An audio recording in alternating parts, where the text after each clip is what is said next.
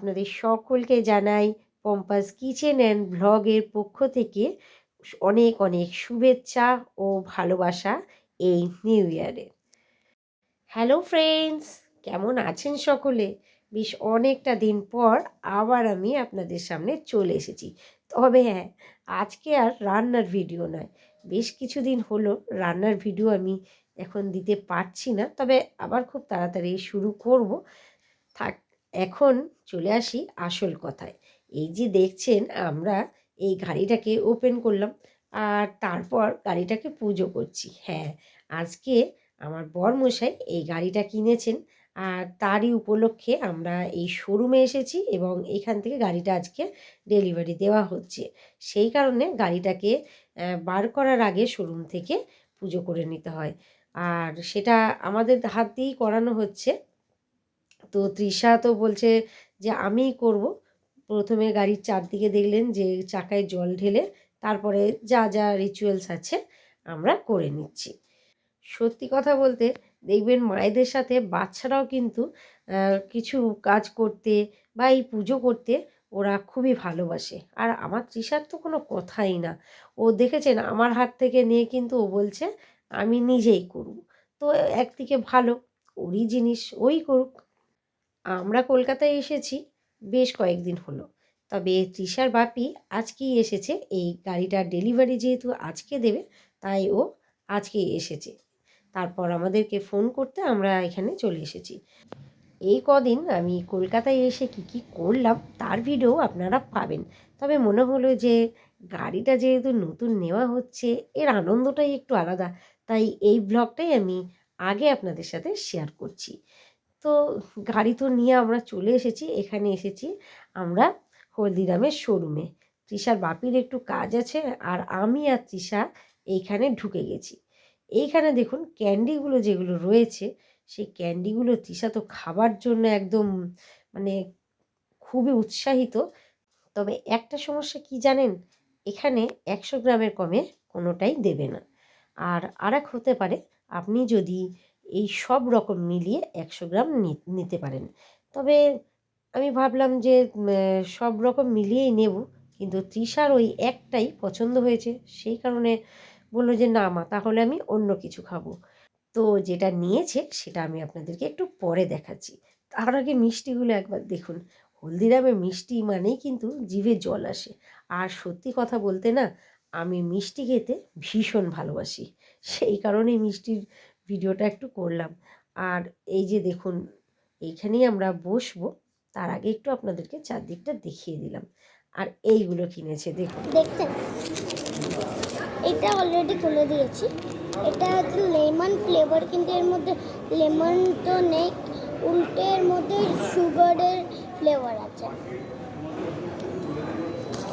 চলো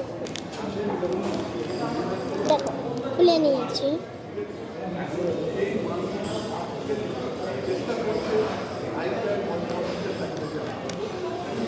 কি হলো? এটা অ্যাপেল ফ্লেভার, কিন্তু এর মধ্যে অ্যাপেলের একটু একটু টেস্ট আছে, তো এটা ভালো। ধোসাটা দেখে তৃষার চোখগুলো যেন একেবারে ছানা বড়া হয়ে গেছে। আসলে সাইজটা এত পুরো বড়। 10 আউট অফ 10, মানে 10 আউট অফ 100 আউট অফ 10। খুবই ভালো খেতে এটা। একা অ্যাকচুয়ালি খাওয়াটা কিন্তু খুবই মুশকিলের ব্যাপার। আমাদেরকে তবে দেখা আমরা দুজনে মিলে খাচ্ছি, আর তৃষা কিন্তু বেশিটা এটা খেতে পারছিল না। সেই কারণে আবার ওর জন্য পিৎজা অর্ডার করা হয়েছে। হলদিরাম যেহেতু পুরোটাই নিরামিষ, তাই এখানে তো চিকেন পিৎজা পাওয়া যায় না। সেই কারণে আর ভেজিটেবিল তো খাবে না, তাই শুধু চিজ পিৎজাই এটা আমরা অর্ডার করেছি। আর দেখুন চিজে পুরো ভর্তি, দেখেছেন? আর চিজ খেতে তো আমার দারুণ লাগে, আর তৃষাও বেশ কিন্তু এটা মজা করে খাচ্ছে। ওয়াও, পুরো টিভি অ্যাডসে মনে হচ্ছে আমরা টিভি অ্যাডসে কাজ করছি। এরপর আমরা চলে যাচ্ছি কোথায় বলুন তো? এই ব্রিজটা দেখে বুঝতে পারছেন? হ্যাঁ হ্যাঁ, আমরা যাচ্ছি এখন এসপ্ল্যানেডে। তবে কিছু কেনাকাটা করতে, জানেন আর এত ভিড়, সত্যি কথা বলতে আমার তৃষা তো এইখানে এসে না এইসব দেখে, আর এত ভিড় দেখে, দাঁড়ান একটু তো আপনাদের সাথে শেয়ার করতেই পারি ভিড়টা। সিটি মার্টের সামনে এটা দেখে আমি দাঁড়িয়ে গেলাম আর তৃষাকে দাঁড় করিয়ে কয়েকটা ফটো তুলে নিলাম। আর এই দেখুন আপনাদেরকে ভিড়টা দেখাচ্ছি, দেখুন ওই যে দেখতে পাচ্ছেন, তৃষা বলছে মা এত ভিড় মনে হচ্ছে যেন মেলা চলছে। তো সেদিন আমরা অনেক রাত হয়ে গেছিলো বাড়ি ফিরতে, প্রায় ওই ধরুন 1:10 বেজে গেছিলো রাত্রি। তারপর পরের দিনে আমরা চলে এসেছি আমাদের এই কাছাকাছি একটি মন্দিরে, ভীষণই জাগ্রত একটি শিবের মন্দির, বাবা সারেশ্বরের মন্দির, সেখানেই গাড়িটা আমরা পুজো করাচ্ছি। তার আগে আমাদের এখানে বুড়া শিবের মন্দিরেও কিন্তু গাড়িটা পুজো করানো হয়েছে। তো সকাল সকাল আমরা চলে এসেছি এখানে। এরপর গাড়ি পুজো করিয়ে একেবারে খাওয়া দাওয়া করে আমরা ঢুকবো। আর তৃষা তো বেশ খুশি, একবার গাড়ির এদিকেই দেখুন কি করছে দেখতে পাচ্ছেন। এরপর আমরা একটু দাঁড়ান, মন্দিরটা আগে আপনাদের সাথে দেখিয়ে দিই। এই যে দেখুন, তবে হ্যাঁ এটা কিন্তু আমাদের বাবা সারেশ্বরের মন্দিরের পাশের মন্দিরটা আর কি। তো যেহেতু মন্দিরটা তৈরি হচ্ছে আবার, সেই কারণে পাশের মন্দিরেই এখন পুজোটা হচ্ছে। দাঁড়ান একটু ফটোটা দেখাই।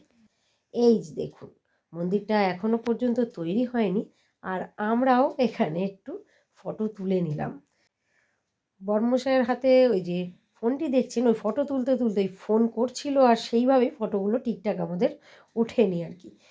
তো চলুন এরপর এখান থেকে যাব আমরা খেতে। তৃষার ঘুম পাচ্ছে, তার জন্য শুয়ে পড়েছে। আর সত্যি কথা বলতে অনেক রাত করে তো কালকে আমরা ফিরেছি, আপনারা তো জানেনই, সেই জন্য ঘুমটা যেন কাটছেই না। আর এই হলো আমাদের এখানকার রাস্তাঘাট। যেহেতু আমাদের বাঁকুড়া জেলায় বাড়ি, আর বাঁকুড়া জেলা মানেই লাল মাটি, লাল মাটির দেশ। তো দেখতেই পাচ্ছেন, আর এই যে পুকুরটার সামনে ওটা একটা রাইস মিল, আর আমরা যেখানে খাবো সেইখানে পৌঁছে গেছি। জায়গাটা হয়তো আপনারা চিনবেন কি না জানি না, চিনবেন না, বেশিরভাগ মানুষই চিনবেন না, কারণ বনলতার মতো এটা অত বড় রিসর্ট নয়, ছোট্ট একটা রেস্টুরেন্ট। তবে এখানকার খাবার কিন্তু অসাধারণ, মানে আমার হাজব্যান্ড কিন্তু এখানকার খাবার খেতে খুবই পছন্দ করেন। তো সেই কারণেই আর কি এখানে আজকে আসা। আর তৃষা তো দেখলেনই ঘুমিয়ে পড়েছিল। যাই হোক করে আবার বলছে, ও তো নামতেই চায়নি জানেন। তো যাই হোক করে ওকে ঢেকে তোলা হলো, বলছে আমি বাড়ি গিয়ে উঠবো, এরকম একটা ব্যাপার। তো চলুন আগে দাঁড়ান একটু চারপাশটা দেখিয়ে দিই আপনাদেরকে। এখানের পরিবেশটাও কিন্তু বেশ সুন্দর, ফাঁকা ফাঁকা জায়গা, কিন্তু খুব ভালো লাগছে জানেন এখানে এসে। এর আগেও আমি এখানে এসেছি, তবে শেয়ার করা হয়নি আপনাদের সাথে, আজকেই আমি এটা শেয়ার করলাম।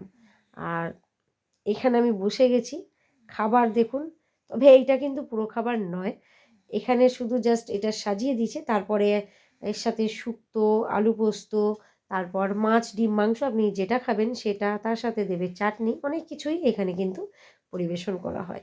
আমার তো দারুণ লাগলো এখানকার খাবারটা খেয়ে। তো চলুন আজকের ভিডিওটা এখানেই শেষ করছি, টাটা।